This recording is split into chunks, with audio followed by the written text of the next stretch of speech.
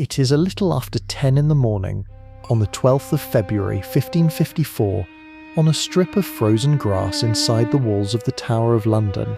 On a low scaffold draped in black, a girl kneels in the straw. She is 16 years old. This is not a public execution. There is no roaring crowd on the hill, no gawping thousands. The gates are shut. Only a careful handful of men are allowed to watch. Whatever is about to happen here, someone wants it kept quiet. She wears plain black and no jewels, and she holds a small prayer book she will not put down until the very last moment. A moment ago she spoke. She told them she was dying by a law she had broken, but the thing she was accused of wanting, a crown, she said she had never wanted at all. She hands her gloves to the weeping woman beside her, and then, with steady fingers, she ties a blindfold over her own eyes. And now comes the part that no one who calls her a traitor likes to remember. Blind, she reaches out for the block, and cannot find it. Her hands move over the empty straw, searching. "What shall I do?" she says. "Where is it?" A man steps out of the crowd, takes her hands, and guides them to the wood. The girl kneeling on that scaffold break was the Queen of England. She had worn the crown for 9 days. They told England she had reached out and seized a throne that was never hers, but she did not reach for that crown. It was pressed down onto her head by the men now standing safely in the crowd, and every one of those men would live. Lady Jane Grey was not a usurper. She was 16, and she was in the way. Quick word before we go on. We're trying something new. This episode is fully stop motion, part of pushing for higher quality, better researched history. Tell us what you think in the comments. And a real thank you to some of our most loyal viewers, Shantae and Madeline Sam. More history is coming. Before she was a queen, before she was a prisoner, Lady Jane Grey was something the Tudor court had very little use for. A girl who would rather read than be seen. She was born close to power, a great niece of Henry VIII with royal blood in her veins, and from her earliest years she was one of the most learned people in England of any age. She read Latin and Greek. She taught herself Hebrew. She wrote letters in fluent scholarly prose to the great Protestant reformers of Europe. But brilliance was not what her parents wanted from her. They wanted a daughter who could be married upward, placed like a jewel wherever she would buy the family the most power. And when she fell short of the great lady they imagined, they were not gentle about it. Years later, a scholar named Roger Ascham wrote down something the young Jane had told him. He had found her reading Plato alone, while the rest of the house was out hunting. When he asked her why, she said her parents were so sharp with her, so full of pinches and nips and threats, that the only place she was ever truly at peace was alone with a book. She was, in every sense, a child who had learned how to disappear. Remember that, because the men who were about to use her were counting on it. And she was, from very early, a thing that was moved around. At about 9 years old, she was sent to live in the household of the Dowager Queen, Catherine Parr, Henry VIII's widow.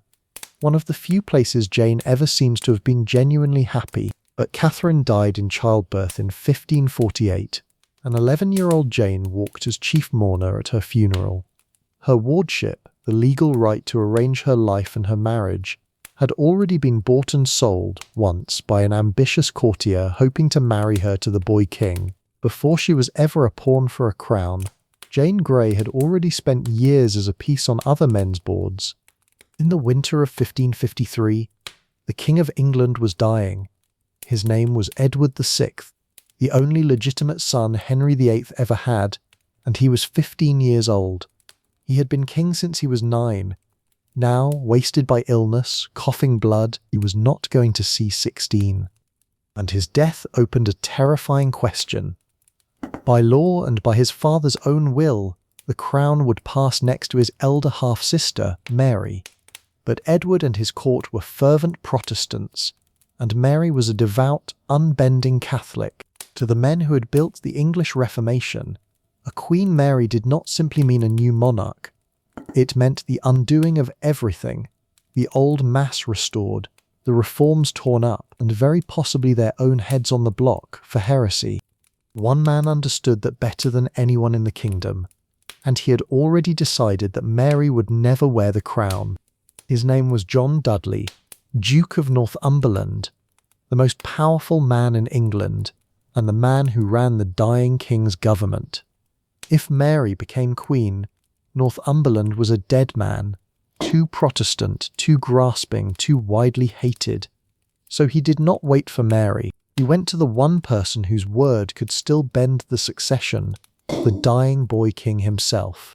Together they drew up a document. Edward called it, in his own hand, "My Devise for the Succession." It swept aside both of Henry's daughters, Mary and Elizabeth alike, as illegitimate, and it named a new heir, the Protestant, reliable, and above all biddable Lady Jane Grey. In June of 1553, that devise was made law.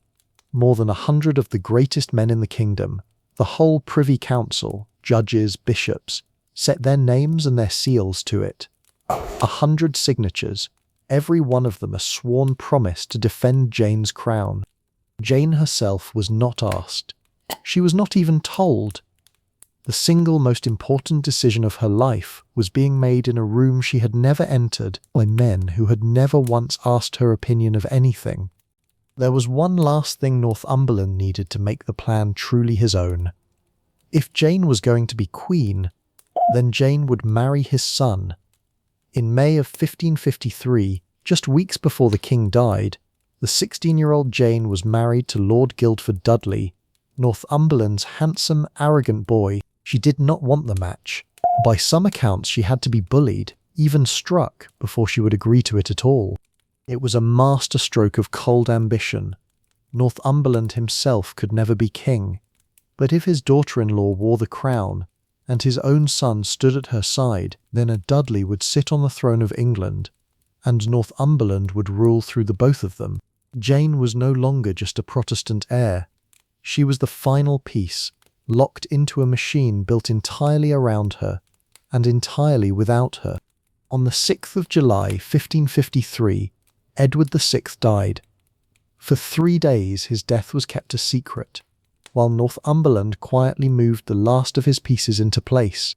Then, on the 9th of July, Jane was brought to a great house on the river called Sion. She had no idea why. She walked into a room filled with the most powerful noblemen in England, and, one by one, they knelt to her. They told her the king was dead, and they told her that she now was Queen of England. And here is the part her enemies would spend centuries trying to erase. Jane did not smile. She did not reach for the crown. By her own account, she fell to the floor and wept. She said the crown was not her right, that it belonged to Mary, the true heir, that she herself was unworthy and did not want it. A 16-year-old girl, alone in a room full of kneeling men, told the most powerful people in the country to their faces that they were wrong, and they simply waited for her to stop. Her father commanded her mother commanded her father-in-law commanded her young husband commanded her, and at last, worn down, hemmed in, 16 years old, Jane did the one thing that would kill her. She said yes. She later wrote that she took the crown with a heavy and an unwilling heart. On the 10th of July, Lady Jane Grey was rowed down river to the Tower of London, not as a prisoner but as a sovereign, to await her coronation. The guns fired, the heralds proclaimed her queen, and almost nobody cheered. In the streets of London, the proclamation was met, one witness wrote, with silence and murmurs of discontent, because ordinary English people had a stubborn, old-fashioned idea about whose the crown really was, and her name was Mary. And then Jane did something that no one in that machine had expected. She refused to be a puppet.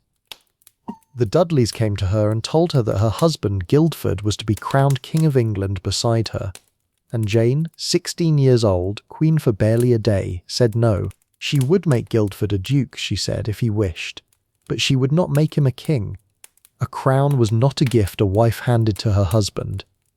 It was the first and almost the only real decision she made as queen, and it was a flat refusal to be used. It enraged the Dudleys, and it changed nothing about what was coming, because Mary had not surrendered. While Northumberland crowned his puppet in London, the real heir had slipped away into the countryside of East Anglia and begun, quietly, then not so quietly, to raise an army. Town by town, county by county, the ordinary gentry of England rode to her, not for the most part out of love for her religion. Many of them were Protestant themselves. They rode to her because she was Henry's daughter, and the crown was hers by right, and everyone in England knew it. And then Northumberland's great machine did the thing that machines built on fear always do in the end. It broke. He rode out of London to crush Mary himself. And the moment his back was turned, the great men of the council, the very men who had signed their names to defend Jane, began to slip away. One by one they abandoned the girl they had crowned. On the 19th of July, 9 days after she was proclaimed, the council reassembled and declared for Mary. In the Tower they came to Jane and took down the cloth of estate above her head, the canopy that marked her as a queen. Her own father was among the men who came to tell her it was finished. And Jane, the girl who had never wanted any of it, is said to have answered with something close to relief. "May I go home?" she asked. She could not. She was already exactly where she was going to die. Jane was moved out of the royal apartments and into a prisoner's lodging, a few hundred yards away, inside the same grey fortress.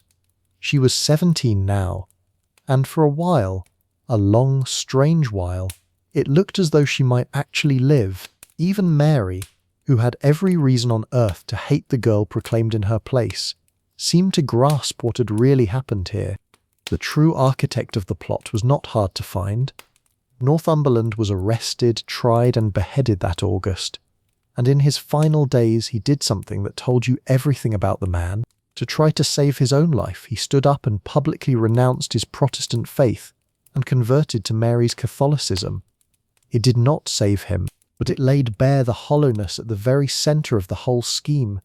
The man who had gambled a child's life on the Protestant cause abandoned that cause the very instant it stopped being useful to him.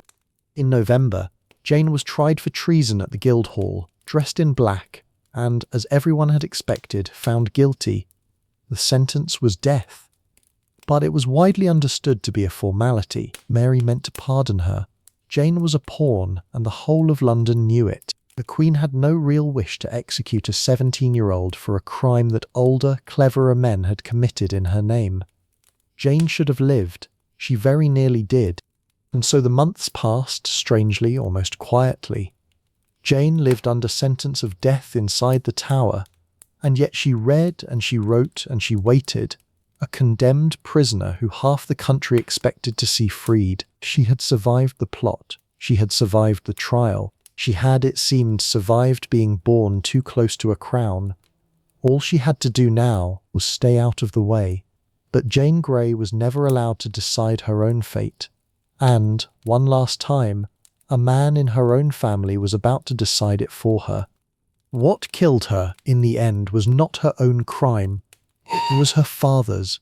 In January of 1554, England rose in revolt. Mary had announced that she would marry Philip of Spain, a Catholic and a foreign prince, and to a great many Englishmen that was a betrayal too far. A rebellion broke out, led by a Kentish knight named Thomas Wyatt, and it marched on London itself. And there, riding among the rebels, was Henry Grey, Duke of Suffolk, Jane's own father. The man who had commanded his daughter to take the crown now took up arms against the very queen who had spared her.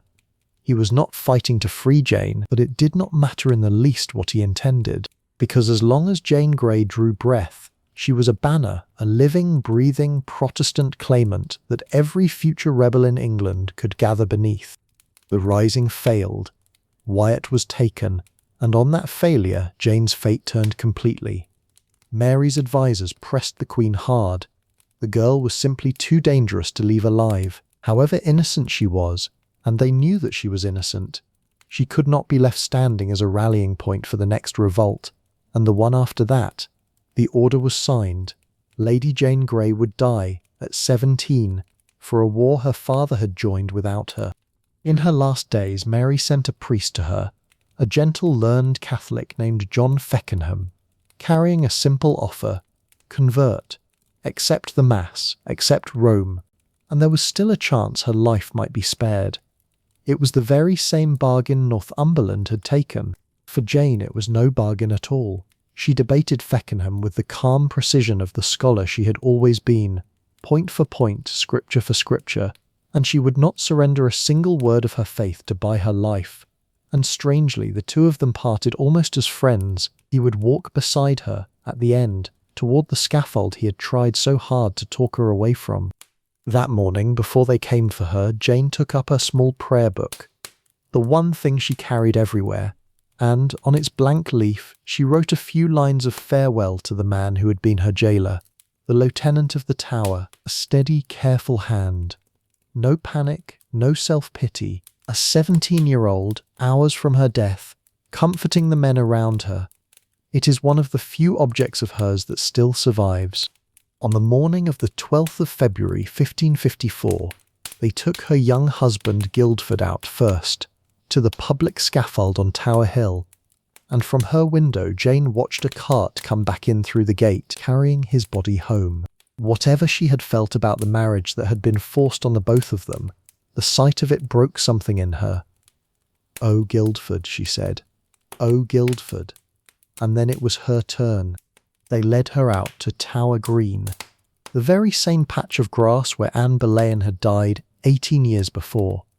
She climbed the scaffold, and she spoke clearly to the small crowd gathered there. She admitted that the taking of the crown had been unlawful, but the wanting of it, the desiring of it, of that, she said, she was innocent. "I do wash my hands thereof," she told them, "in innocency before God and the face of you good Christian people this day." She read a psalm aloud. She gave her gloves and her handkerchief to her maid. She forgave the executioner and asked him only to be quick. And then she tied the blindfold over her own eyes, and the whole world went dark. She knelt, she reached out for the block, and it was not there. Her hands moved over the empty straw, searching, and for one moment the composure cracked, and the frightened child underneath cried out, "What shall I do? Where is it?" A man stepped forward out of the crowd and guided her hands to the wood. She laid her head upon the block, and she spoke the last words she would ever say: "Lord, into thy hands I commend my spirit." Now think for a moment about the arithmetic of it. More than 100 powerful men had signed the document that put Jane on the throne, the council that proclaimed her, the judges, the bishops, the duke who built the plot, her own father who commanded her to take the crown, and then months later took up arms and sealed her death.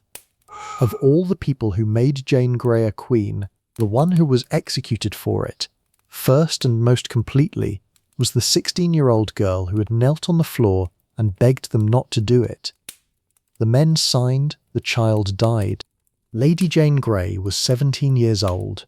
She had never plotted, never schemed, never once asked for a throne. She had wept and refused and been forced and then been abandoned. The men who built the plot, the councillors who signed, the duke who drove it, the father who joined a second rebellion, had every one of them gambled her life to serve their own. Some of them saved themselves by simply changing sides. She would not change a single word of who she was, and it cost her everything.